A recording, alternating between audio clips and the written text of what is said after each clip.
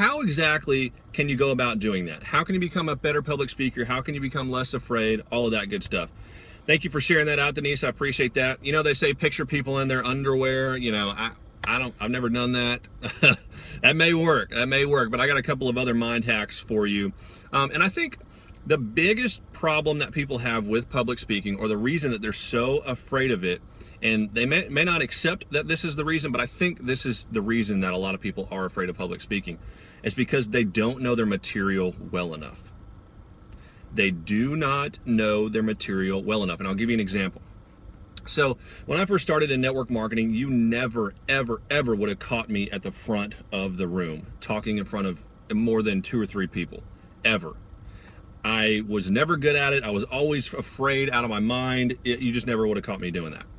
But in network marketing, you have to be willing to talk to people, talk in front of people. You know, we have a weekly business presentation that there are 4 speakers, a total of 4 speakers that speak throughout that business presentation. And I decided I want to be one of those people speaking. I'm just terrified of public speaking. So what I did was I took the shortest section of that presentation, the shortest one, and I wrote it out. I wrote the entire thing out. It's kind of a section that you can kind of ad lib and kind of do on your own. It's talking about why you started your network marketing business, why you partnered with this company, blah, blah, blah. So I wrote it out. It was like 3 pages long. I wrote it out. It's very short, probably 2 to 3 minutes, maybe even 4 or 5 minutes of testimonial. So I wrote it out word for word, and then I literally read it and read it and read it and wrote it out again and wrote it out again, wrote it out again, until I got to the point where I was very comfortable with it. And then in my office, over and over again, I practiced saying that. I even pulled up my computer and had the presentation open and practiced with the clicker when I would be going through these slides. And I practiced it so many times. And then I told the leaders of our local business presentation, I want to do the why next week. I want to do the why. They said, okay, no problem. And so then it was on the calendar. They were counting on me. I had to do it. I didn't have any other choice. And so the day came. I spit out my why. You know, obviously I've critiqued my technique a little bit since then, but it was fine. You know, it wasn't as nerve-wracking as I thought it would be, and it was because I knew my material so well. I mean, I literally went on autopilot. I just started, and then like I blacked out, and then all of a sudden I'm done. And if you know your material very well, you can do that. And so as I progressed with my newfound talent, definitely wasn't a talent, I just got through it every time. But as I progressed, I did, over the coming months, I practiced the next largest section, or the next smallest section of the presentation. And then I would write it all out. And then I would practice it in front of my computer at home with the clicker, word for word, what I would say.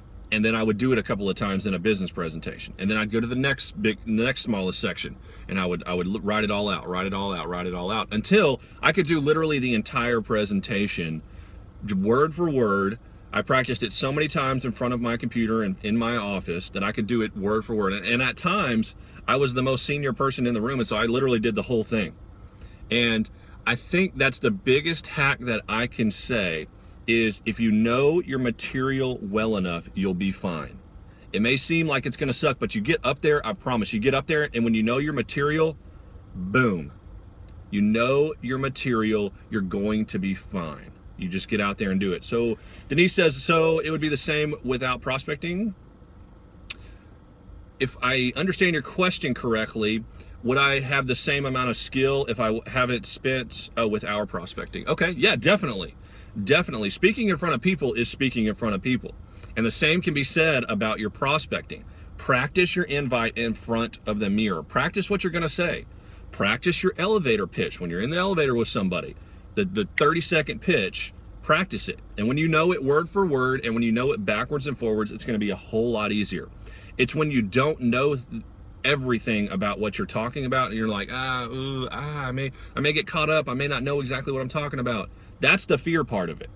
That's the fear in public speaking, is when you get up there, am I going to forget this part? Do I really know this part well enough? That's where the fear kicks in. Yes, Denise, good point. Very good point.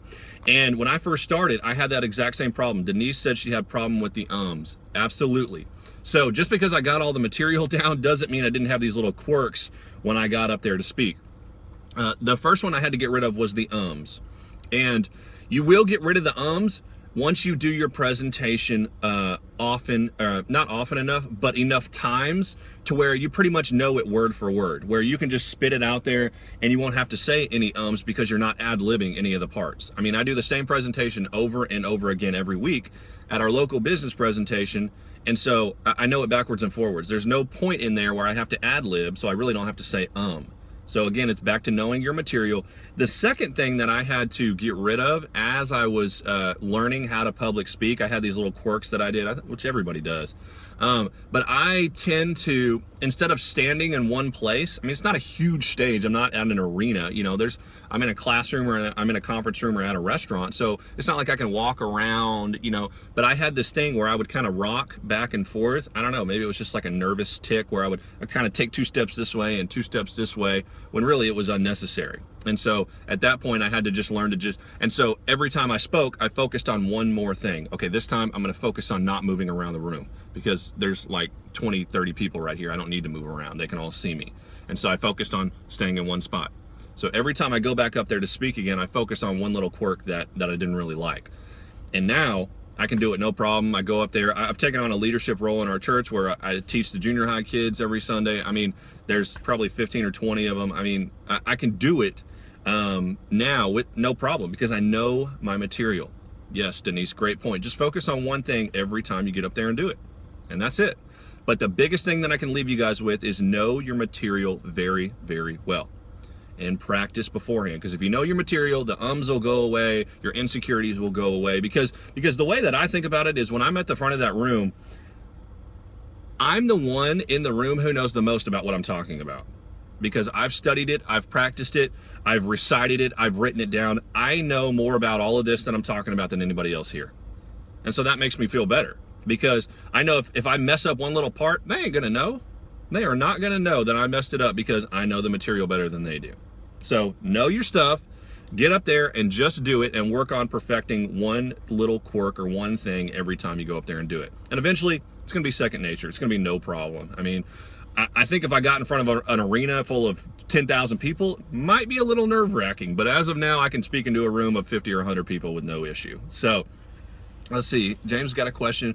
What if my fear of speaking stems from self-issues and lack of confidence? That's a great question, James. What I would say is, I go back to my original point.